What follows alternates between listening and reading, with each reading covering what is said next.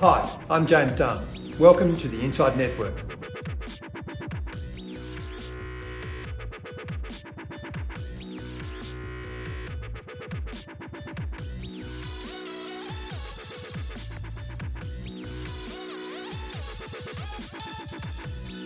Welcome to INDepth, and my guest is Adam Grotzinger, Portfolio Manager at Neuberger Berman in Chicago. Adam, it's a great pleasure to have you here in person. Yeah, great to be here in person. Adam, at the start of 2022, we would have said that inflation was going to be a theme of the year, but now with the Russia-Ukraine crisis flowing into potentially an energy crisis, what's your view on how high inflation can go on the back of rising energy and food prices?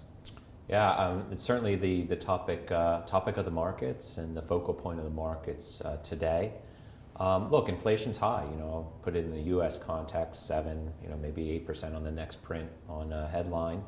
Our view is that we're reaching peak levels of inflation, and so likely to reach that soon on a year-over-year basis. May have already started to reach peak on a month-over-month basis, and forward-looking expectations is for a deceleration in inflation as we push out to the end of this year into 2023 and beyond. So, can we come down to something more like 4% core inflation end of this year and something maybe more like 3% more medium term? I think that's certainly probable.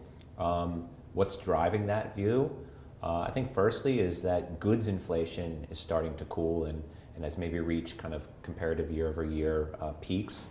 Things like autos, which have been inflationary in the U.S., household furnishings, different categories of goods are starting to abate.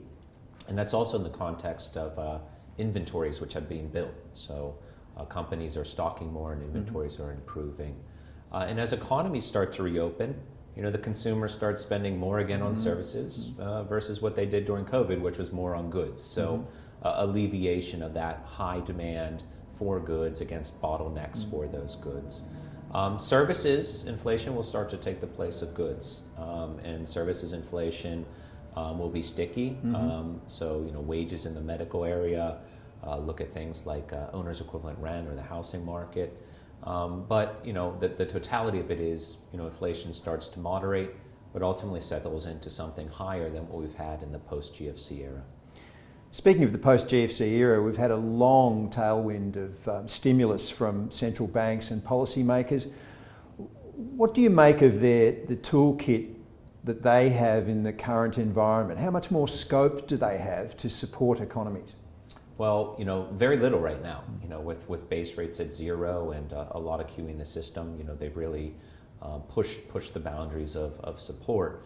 I think it's good now that with the market strong in terms of growth, with inflation being what it is, that the Fed's talking hawkish and the market's letting them put rate hike expectations back in.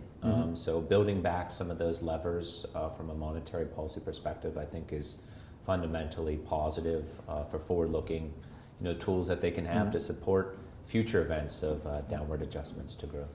Adam, the US Treasury yield curve is the flattest it's been in at least 2 years, and that gap between short and long-term US yields has tumbled to levels that typically have indicated recession. What's your view on the recession risk in the near term? Is it elevated? It is. I mean, it's risen for sure. You're seeing the market pricing it as an elevated risk. Our view is that it's not our central scenario. So, it's certainly rising in terms of probability, but still a tail probability at this stage. Why? We haven't had an overinvestment cycle. That's what typically causes boom and bust for a recession. And we also don't expect the consumer to immediately fall off the cliff. So, consumers coming into this in a good position. The labor market's strong, the employment market's strong, balance sheets of consumers are strong.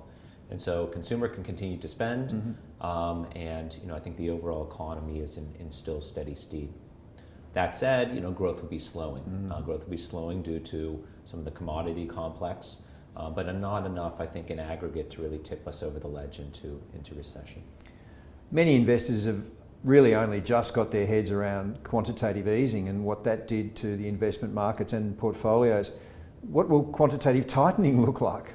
It's going to create more two-way markets. It's going to create more volatility, and that's been our view coming into this year. Is if you look at 2021, it was a year of volatility suppression through accommodative central banks. 2022, a year of normalizing policy from developed market central banks, and as a function of that, both raising interest rates and quantitative tightening, more two-way markets and more volatility. And indeed, that's what you've seen to start this year. I think the other positive dynamic on quantitative tightening is it's been broadly broadcast to markets, and so positioning in markets is reflective of anticipations of that, given the guidance from central banks and the Fed.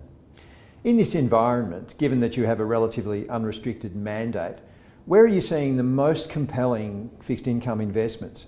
And has that view changed from, say, when you were looking at the markets on New Year's Day and based on what you thought would happen in 22? Coming into this year, hard to say where we thought value would be. We did have a very strong view, however, that there would be some unearthing of value and there would be more volatility, particularly from macro-driven events, largely central bank reaction function to inflation. We're seeing that play out now in pricing, and potential skirmishes and geopolitical conflict. So we came into this year with more dry powder, more cash on hand in our portfolios, taking down risk from where we're at in 2021.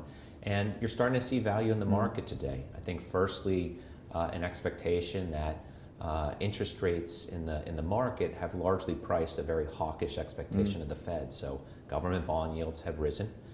Forward expectation of government bond yields is for some stabilization and less volatility, which is good. And we're starting to see value now as a result of that in, I'd say, generally higher quality ends of the corporate credit market. So triple B investment grade issuers, starting to see some value there. Spreads have come off of lows of 21.